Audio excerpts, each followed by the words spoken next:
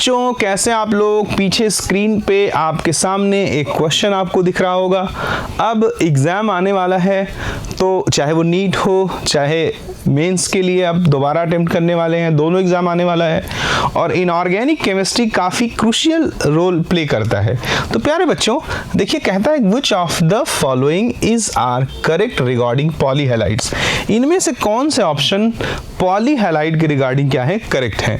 सबसे पहले कहता है CSI3 जो है वो टूटेगा तो किस में टूटेगा, यानी कि जरा देखिए, हमसे कहता है कि ये जो CSI3 है कंटेन्स, ये टूटेगा किस में, CS प्लस, बिल्कुल सही बात है, I3 माइनस, बिल्कुल सही बात है।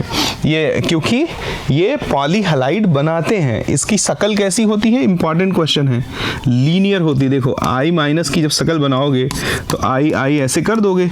अब जरा देखो, आयोडीन के आउटर मोस्ट शेल में कितने इलेक्ट्रॉन होते हैं, 1 2 3 4 5 6, और ये जो उसने बॉन्ड बनाया 1 2 3 4 5 6, और ये जो उसने बॉन्ड बनाया इसके पास जरा देखो 2 ने बॉन्ड बनाया तो बचा कितना, 3 4 5 6 और 1 ये बचेगा 7। अब जरा देखो हमारे पास I3 नहीं है, I3 माइनस है, यानी एक एक्स्ट्रा इलेक्ट्रॉन भी मैनेज करना है। तो एक एक्स्ट्रा इलेक्ट्रॉन इन तीनों आयोडीन में से किसको देंगे, ये बात रैंडम नहीं है, ये बात प्योरली कॉन्सेप्चुअल है। हम उसे देंगे जिससे अनपेयर्ड इलेक्ट्रॉन्स की जो नंबर है उसे मिनिमाइज किया जा सके, क्योंकि अगर किसी भी स्पीसीज के पास अनपेयर्ड इलेक्ट्रॉनों की संख्या ज़्यादा होती है तो उनकी क्या होती है, रिएक्टिविटी शो करते हैं। तो अगर हमें अनपेयर्ड इलेक्ट्रॉन्स को मिनिमाइज करना है तो देखो सेंटर वाले आयोडीन के पास अनपेयर्ड इलेक्ट्रॉन है, तो ये जो एक्स्ट्रा इलेक्ट्रॉन है हम उसे ही दे देंगे, और ये जो नेगेटिव चार्ज मौजूद होगा ये सेंटर वाले आयोडीन पे मौजूद होगा।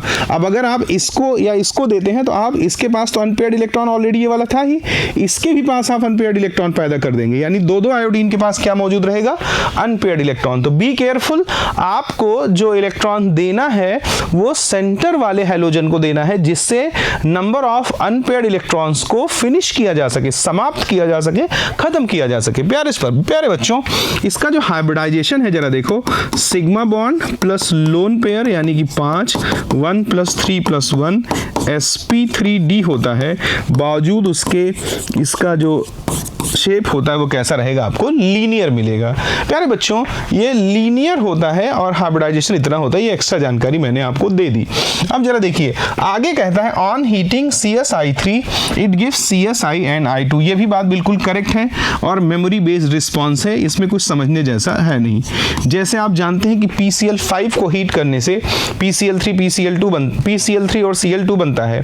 जैसे आप जानते हैं SO3 को हीट करने से SO2 O2 बनता है। जैसे आप जानते हैं CaCO3 को हीट करने से CaO और CO2 बनता है। वैसे आपको जानना पड़ेगा कि CSI और I2 बनता है CSI3 के हीट करने पर। काफ़ी इंपॉर्टेंट बात ये भी है, यानी कि ये भी करेक्ट हो गया, ये भी करेक्ट हो गया।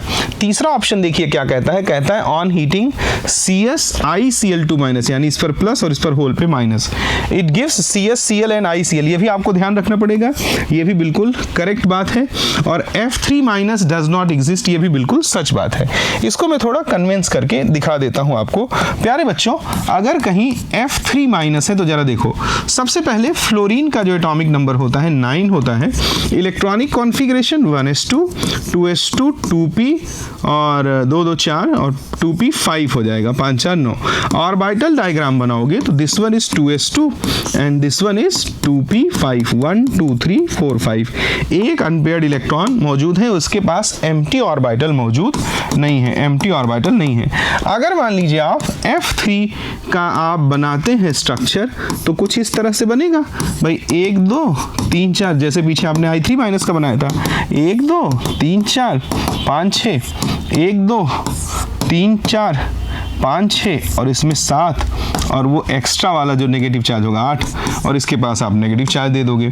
अब जरा देखो ये जो सेंटर वाला आयोडीन है इसके पास टोटल नंबर ऑफ इलेक्ट्रॉन कितने हो गए, 1 2 3 4 5 6 7 8 9 10 इलेक्ट्रॉन हो गए। इसके पास 10 इलेक्ट्रॉन हो गए, जो कि पॉसिबल ही नहीं है, विच इज नॉट पॉसिबल। ये अपनी वैलेंसी को एक्सपैंड नहीं कर सकता, क्योंकि it do not have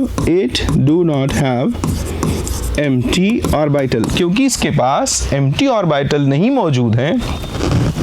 इसलिए फ्लोरीन अपनी वैलेंसी को एक्सपैंड नहीं कर सकता, इसलिए Cl3- पाया जाएगा, Br3- भी पाया जाएगा, I3- भी पाया जाएगा, बट F3- नहीं पाया जाएगा। क्वेश्चन में क्या कहता है? क्वेश्चन में कहता है F3- डज नॉट एग्जिस्ट। इसका मतलब ये भी बात क्या है? करेक्ट है, यानी कि they all are correct. 1 is correct, 2 is correct, 3 is correct and 4 is correct. Inorganic based response था। उम्मीद करता हूँ कि प्यारे सरकारों को ये बात समझ में आई होगी। इस वीडियो में इतना ही। Thank you.